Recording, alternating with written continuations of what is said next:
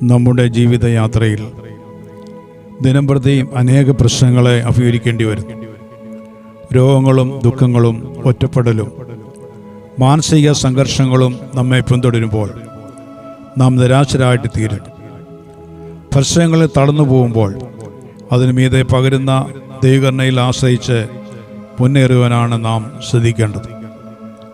119 സങ്കീർത്തനം 71-72 വാക്യങ്ങളിൽ ഇങ്ങനെ വായിക്കുന്നു: നിന്റെ ചട്ടങ്ങൾ പഠിപ്പാൻ തക്കവണ്ണം ഞാൻ കഷ്ടയിലായിരുന്നത് എനിക്ക് ഗുണമായി.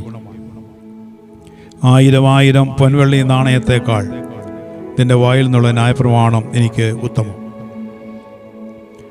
മനുഷ്യജീവിതം ശാന്തസുന്ദരമായി സമുദ്രത്തിലേക്ക് ഒഴുകുന്ന ഒരു നദിയായിരിക്കണമെന്നില്ല.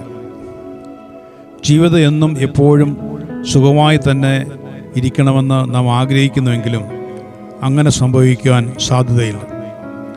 ദുഃഖാനുഭവങ്ങൾ എപ്പോഴും നമ്മുടെ കൂടെ തന്നെ ഉണ്ടെന്നുള്ള കാര്യം ഒരിക്കലും നാം മറന്നു പോകരുത്.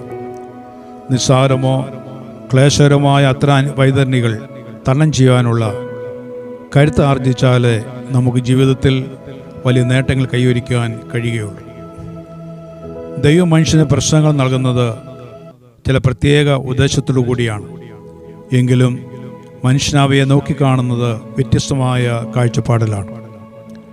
പ്രശ്നങ്ങളില്ലായിരുന്നുവെങ്കിൽ ജീവിതം എത്ര സുന്ദരമായിരുന്നുവെന്ന് നാം ചിന്തിക്കാറുണ്ട്. എന്നാൽ ഒരു സത്യം ഇങ്ങനെയാണ്: സെമിത്തേരിയിൽ കിടക്കുന്നവർക്ക് മാത്രമേ പ്രശ്നങ്ങൾ ഇല്ലാതുള്ളൂ. പ്രശ്നങ്ങളെല്ലാം ജീവിച്ചിരിക്കുന്നവർക്കാണ്. ജീവിച്ചിരിക്കലിൻ്റെ വിലയും കൂടിയാണ് ഒരു നിലയിൽ പറഞ്ഞാൽ പ്രശ്നങ്ങൾക്ക് നടുവിൽ ജീവിച്ചിരിക്കുന്നവരാണ് മനുഷ്യരെങ്കിലും പ്രശ്ന പരിഹാരവും അതോടൊപ്പം തന്നെ ഉളവാകുമെന്ന കാര്യം നാം മറന്നു പോകണ്ട. സ്നേഹവാനായ ദൈവം നമുക്ക് ഒരു അമൂല്യ വസ്തു തരുവാൻ ആഗ്രഹിക്കുമ്പോൾ അത് ആകർഷണമായി പൊതിഞ്ഞ് ഒരു വെള്ളിത്തളികയിൽ തരുമെന്ന് നാം കരുതേണ്ടതില്ല. പിന്നെയോ അത് സങ്കീർണമായ ഒരു പ്രശ്നത്തിനുള്ളിൽ വെച്ചായിരിക്കും അത് നമുക്ക് നൽകപ്പെടുക. ആ പ്രശ്നത്തെ അതിജീവിക്കുന്നവർക്ക് മാത്രമേ ആ സമ്മാനം നേടിയെടുക്കുവാൻ കഴിയുകയുള്ളൂ. പ്രതിസന്ധികളെ നേരിടുവാനുള്ള ഏറ്റവും വലിയ പ്രായോഗിക മാർഗം ദൈവത്തിൽ പൂർണ്ണമായ ആശ്രയം വയ്ക്കുക എന്നുള്ളതത്രേ.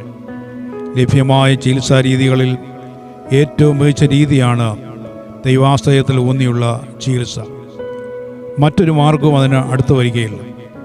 നിശ്ചയദാർഢ്യത്തോടെ പ്രശ്നങ്ങളെ സമീപിക്കുന്ന ഒരു അചഞ്ചല വിശ്വാസി എല്ലായ്പ്പോഴും ശുഭാപ്തി വിശ്വാസം പുലർത്തുന്നവനായിരിക്കും.